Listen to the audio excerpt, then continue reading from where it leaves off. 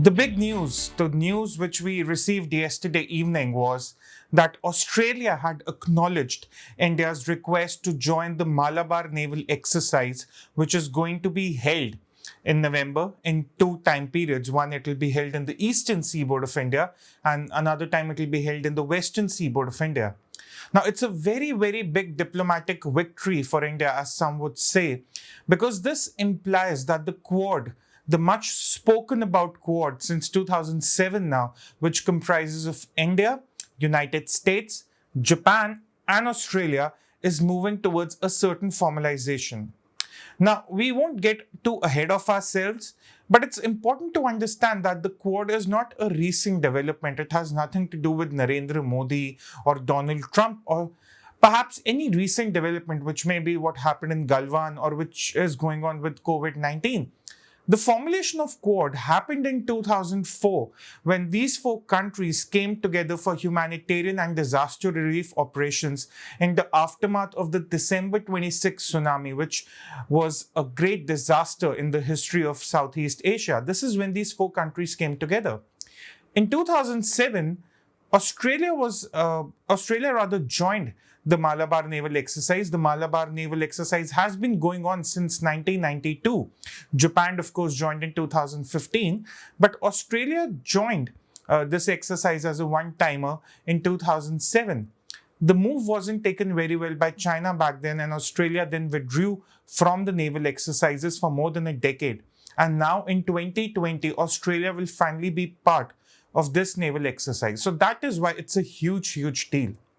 Now, I look at various aspects. When we talk about the Quad, the question has always been that there's been so much talk about the Quad happening, that the Quad will happen, that the Quad will be formalized, but it never really happens. It's like it always is there, there is always a possibility of it being formalized against China, but it never happens. And today I'm going to look at a number of aspects, country-wise, as to why these four countries might be finally looking towards the Quad because of their personal issues against China, personal diplomatic stances against China. Now, to begin with, India and Australia, they've already finalized the Mutual Logistics Support Agreement, a pact that would increase interoperability between the militaries. India has had similar arrangements with the US. So the Quad, for one, is coming together of all these pacts with the US. They have already signed this General Security of Military Information Agreement, the Logistics Agreement, the Logistics Exchange Memorandum Agreement, and the Communications Compatibility and Security Arrangement. So these all things have been done. Now, the question is, why would the four countries be a part of the Quad? Sure, they have a lot of bilateral and trilateral agreements going on, as between India and the US, as between India and Australia, as perhaps between Japan and the United States too. But why are these four countries, or perhaps why would these four countries now want to be a part of the Quad? Let's start with Australia. Now, Australia has a very complex relationship with China. To put this in context, within 2007, Australia participated in the Malabar naval exercise. They were not going to participate for the next 12-13 years until 2020. Why? Well, the then government in Australia in 2007, they saw not China, but Japan becoming a least important place when it came to exports. So in 2007, China was gaining far more prominence when it came to Australian exports. The trade dependency was there. In 2007, Australian exports constituted 15% of what went to China. By 2017, 35% of Australian exports were going to China. That was one aspect. Second, China has started weaponizing these exports. Now, if you've read the news, there was these talks when Australia wanted an investigation into the outbreak of the virus. There was certainly weaponizing of the exports, Australian exports by China. There was a ban on the beef imports from China, from Australia. So the weaponization of exports from Australia has been a problem which has pulled Australia towards the Quad. Australia imports more. That is another problem which Australia is facing. Not just Australia exports a lot, Australia is also importing a lot from China, and they have woken up to this trade dependency which could further lead to a debt trap. And now they want to take the support of the Quad perhaps also to enhance the economic ties, not just the security ties. Another aspect is that Australia is looking for another markets for which it could get students for its foreign universities. Right now, a lot of Chinese students are taking admissions in Australian universities, as a lot of news agencies have shown. Recently, there were protests in some Australian universities against some actions of China, and the Chinese students did not take that well. Such is the influence of Chinese students in Australian universities. So suddenly, Australia is woken up to the reality that Chinese have intruded their education system and they need to reach out to more countries to have more students in the universities. But it doesn't stop at students alone. Another aspect is that the Chinese, they have been spying in Australia. Political parties have been intruded, they have been spied upon. There were people who were having connections with prominent Chinese leaders and were a part of the parliament. So all these issues have also contributed in Australia leaving behind its hesitation of joining the Quad. And now it has grown further towards the Quad. Lastly, the region of Southeast Asia and South Pacific. Now, Australia sees these regions as very, very important when it comes to the security of the Indo-Pacific. And now it wants to seek the support of Japan, the United States, and India, which are also on similar pursuits to tackle China. So this is Australia and why it's going to be a part of the Quad. If we talk of India, now, India has some very obvious reasons. We've seen what happened in Galwan Valley that has changed Indo-China relationships forever and for the worst, perhaps. But even before what happened in June in Galwan and Ladakh area and the ongoing tensions, and even before Doklam, China had been a problem for India with respect to what's going on in Pakistan. China has been shielding Pakistan on the international agencies. It has shielded the terrorists on the international platforms. To make matters worse, also the question of the $62 billion CPEC, through which China is going to economically colonize Pakistan and gain access to the Gwadar port, which is going to be another problem for India. Not just that, China has also been blocking India's access, India's permanent membership of the United Nations Security Council and the nuclear supply group. So all these issues have also contributed to India giving up its hesitation of joining the Quad.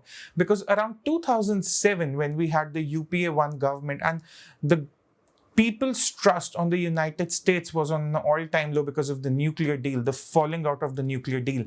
And then there was the question of Australia not sending any uranium to India. The Quad possibility was at an all-time low because how could India be seen partnering with the likes of United States and Australia? But that has changed now. India, which was once seen as a very weak link of the Quad because they wanted to balance their Chinese interest, the mistrust relationship that was going on with China. They wanted to balance that. That has all changed after what happened in Galwan. So India is no longer holding its horses. They're going all out to say that, yes, we need the Quad. This is why India needs the Quad. Also, the fear of debt trap around India's neighbors, not just Pakistan. China has been meddling in Nepal. It has been meddling in Bangladesh, in Myanmar, in Sri Lanka. The ports have been taken through debt trap. So for India, there is an incentive to work towards a free Indo-Pacific because tomorrow, if this does not work out, China could be on the doors of India and that could be a problem. So India, perhaps one would say at the right time, has given up its hesitation of not being a permanent member of the Quad as it was 10 years ago.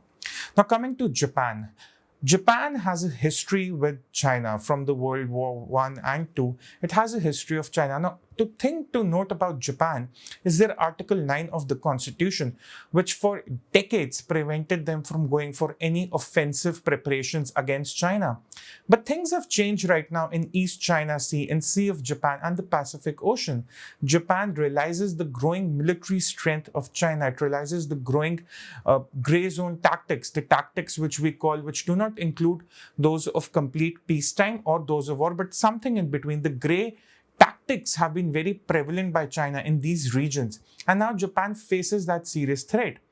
Even though Japan and US relationship at a bilateral level when it comes to dealing with China or even North Korea for that matter has been very unpredictable since the emergence of the Trump administration, for Japan, the formalization of the Quad would also put an end to the unpredictability it faces from the US and would help it to build a counter to China in all those reasons, in the East China Sea, in the Sea of Japan, and most importantly, the Pacific Ocean. Lastly, the South China Sea. Now, Japan has seen the kind of activities China has gone about in the South China Sea. There is also the question of the artificial islands being made, also the question of the trade routes being blocked. So Japan needs to ensure that this does not happen to it in its neighborhood, and this was why the Quad is important. Now, lastly, the United States. United States and China are almost in a Cold War. There's no surprise about that. Of course, the Cold War is very different to what we saw between USSR and the United States post the Second World War. But there's little doubt that these two countries are in an imminent Cold War, which is fueled by the trade war, the tech war. To make matters worse, there are the US elections, which will surely see a change in the foreign policy, perhaps if we see a emergence of a Democratic president. But if Donald Trump gets a second term in the House, this Cold War is going to worsen given what we saw with COVID-19 in the United States, how it pushed back its economy, how it took a toll on the people of the United States. Secondly, when it comes to the Indo-Pacific region, US sees China as a direct threat. It has not minced its words. It has seen China as a direct threat, even with respect to what's going on in Taiwan. It sees China as a direct threat. So for US, the Quad has always been in question, but due to the lack of support from the other three nations for various reasons, it never saw the formalization happening. Of course, 10 years ago, the focus was more in the Middle East, on the energy supplies, on all those things. The politics was very different of the George Bush era. But today, when US has achieved a certain self-sufficiency in energy, it can surely focus all its energy on the Indo-Pacific and see and counter China with where the actual Cold War is brimming. So this is why the four countries would be looking for the formalization of the Quad.